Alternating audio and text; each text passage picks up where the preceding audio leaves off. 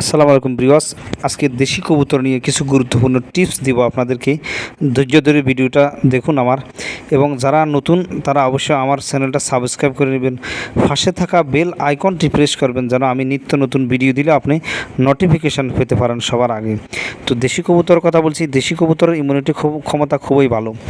এই ডিম বাচ্চা দীর্ঘদিন করে, এদের আয়ুকাল অনেক দিন পর্যন্ত।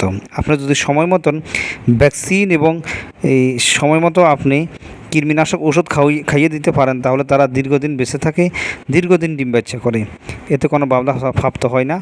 এবং অবশ্যই মিনারেল ক্যালসিয়ামযুক্ত খাবার অবশ্যই খাওয়াবেন, এবং প্রতি 3 মাস পরে পরে রানীক্ষেতের ভ্যাকসিনটা করতে কিন্তু বলবেন না। এতে করে আপনি অনেক লাভবান হবেন, আপনার খামার বড় হবে, আপনিও ভালো থাকবেন। অবশ্যই আপনি লালন পালন করতে গিয়ে আপনার কোনো বাধাপ্রাপ্ত হবেন না।